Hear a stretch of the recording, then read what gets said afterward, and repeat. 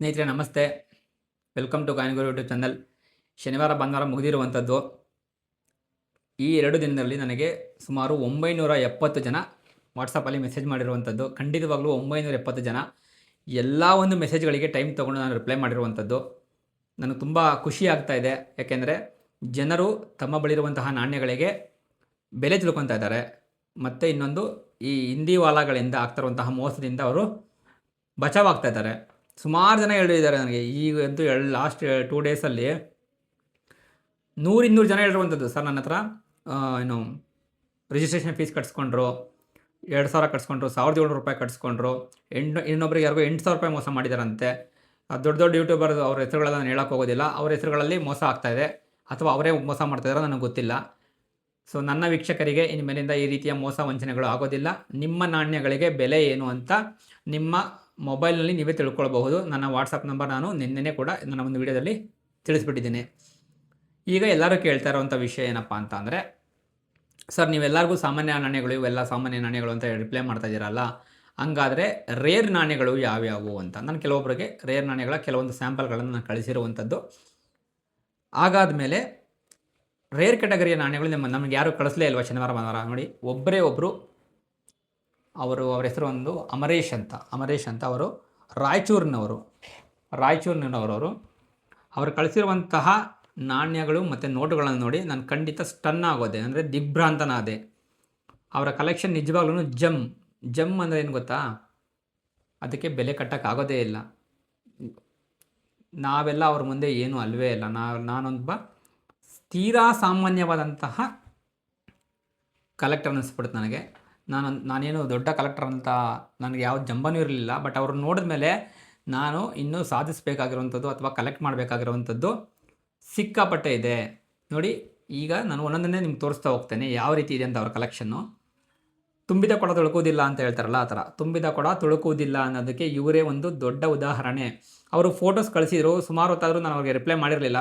Because ನಾನು ಬೇರೆ ಕಾಲ್ಗಳಲ್ಲಿ engage ಆಗ್ತಾ ಇದ್ದೆ. ಮತ್ತು ಅವರು ನನಗೆ ವಾಟ್ಸಪ್ಪಲ್ಲಿ ಕಾಲ್ ಮಾಡಿದ್ರು. ಸರ್ ನಿಮ್ಮೊಂದು ಕೆಲವೊಂದು ಫೋಟೋಸ್ ಕಳಿಸಿ ನೋಡಿ ಅಂತ ಅಂದರು. ನಾನು ನೋಡಿದೆ, ಅವ್ರ ಹತ್ರ ಕಾಲಲ್ಲಿ ಮಾತಾಡ್ಕೊಂಡಿದ್ದೇನೆ, ವಾಟ್ಸಪ್ ಕಾಲಲ್ಲಿ ಮಾತಾಡ್ಕೊಂಡಿದ್ದೇನೆ, ಫೋಟೋಸ್ ನೋಡಿದೆ. ನಿಜವಾಗ್ಲೂ ಸ್ಟನ್ ಆಗೋದೆ ನಾನು. ಆ ರೀತಿಯ ಕಲೆಕ್ಷನ್ ಇಟ್ಕೊಂಡಿರುವಂಥದ್ದು.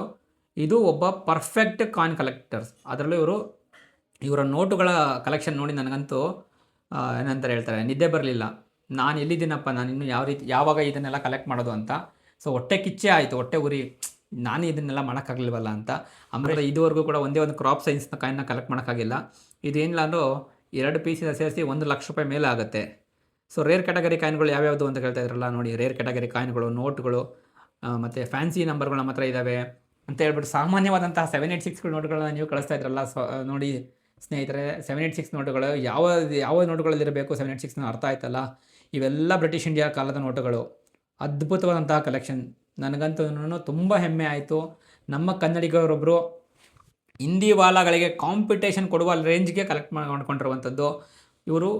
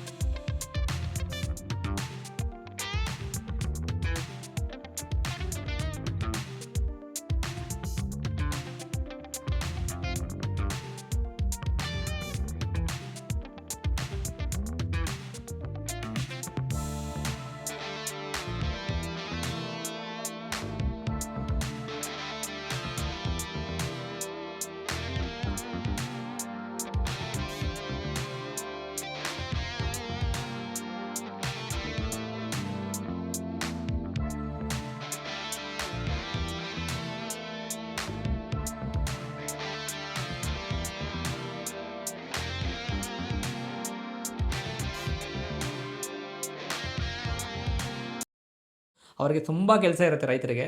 ಅಂಥದ್ರಲ್ಲಿ ಈ ಒಂದು ಹವ್ಯಾಸನ ಇಟ್ಕೊಂಡು ಈ ರೀತಿಯ ಜಮ್ ಕಲೆಕ್ಷನ್ಗಳು ಇಟ್ಕೊಂಡಿರುವಂಥದ್ದು ನೋಡಿ. ಬ್ರಿಟಿಷ್ ಇಂಡಿಯಾ ನೋಟುಗಳು ಇವತ್ತು ಒಂದೊಂದು ನೋಟು 15-20 ಸಾವಿರ ರೂಪಾಯಿ ಆಗುತ್ತೆ. ಅವ್ರ ಹತ್ರ ಇರುವಂಥದ್ದು ಎಲ್ಲ ಯು ಎನ್ ಸಿ ಕೆಟಗರಿಯ ನೋಟುಗಳು. ಯು ಎನ್ ಸಿ ನೋಟುಗಳು, ಅದು ಬ್ರಿಟಿಷ್ ಇಂಡಿಯಾ ಕಾಲದ ನೋಟುಗಳು, ಇವಾಗಿಂದಲ್ಲ, ಅದೆಲ್ಲ ಬ್ರಿಟಿಷ್ ಇಂಡಿಯಾ ಕಾಲದ ನೋಟುಗಳು. ತುಂಬ ಅಂದರೆ ತುಂಬ ಹೆಮ್ಮೆ ಆಯಿತು ಸರ್ ನಿಮ್ಮ ಬಗ್ಗೆ. ಅವ್ರ ಹತ್ರ ನಾನು ಪರ್ಮಿಷನ್ ಕೇಳಿದೆ, ಸರ್ ನಿಮ್ಮ ಬಗ್ಗೆ ನಾನು ನಮ್ಮ ಚಾನಲ್ನಲ್ಲಿ ನಮ್ಮ ವೀಕ್ಷಕರಿಗೆ ಹೇಳ್ಬೋದು ಅಂತ. ಖಂಡಿತವಾಗ್ಲೂ ಹೇಳಿ ಅಂತ ಹೇಳಿದ್ರು. ಸೊ ತುಂಬ ಖುಷಿ ಆಯ್ತು ಸರ್ ನಿಮ್ಮ ಕಲೆಕ್ಷನ್ಗಳನ್ನ ನೋಡಿ. ನಮ್ಮ ವೀಕ್ಷಕರಿಗೂ ಕೂಡ ಗೊತ್ತಾಗುತ್ತೆ ಯಾವುದು ರೇರ್ ಕಾಯಿನು, ಯಾವುದು ರೇರ್ ಕೆಟಗರಿಯ ನೋಟುಗಳು, ಯಾವುದು ಏನು ಆ್ಯಕ್ಚುಲಿ ಫ್ಯಾನ್ಸಿ ನಂಬರ್ ಅಂದರೆ ಯಾವುದು, ಯಾವುದರಲ್ಲಿ ಫ್ಯಾನ್ಸಿ ನಂಬರ್ ಇದ್ದರೆ ವರ್ಕೌಟ್ ಆಗುತ್ತೆ. ಇವ್ರು ಕಳಿಸಿರೋ ಅಷ್ಟೂ ನಾಣ್ಯಗಳು, ಅಷ್ಟೂ ನೋಟುಗಳು ಎಲ್ಲವೂ ರೇರ್ ಮತ್ತು ಎಕ್ಸ್ಟ್ರೀಮ್ಲಿ ರೇರ್. ಖಂಡಿತವಾಗ್ಲೂ ನಾನು ಒಬ್ಬ ಯೂಟ್ಯೂಬರ್ ಆಗಿ ಮತ್ತು ಒಬ್ಬ ಕಾಯಿನ್ ಕಲೆಕ್ಟರ್ ಆಗಿ ಹೇಳ್ತಾ ಇದ್ದೇನೆ, ಇವೆಲ್ಲವೂ ಕೂಡ ಎಕ್ಸ್ಟ್ರೀಮ್ಲಿ ರೇರ್.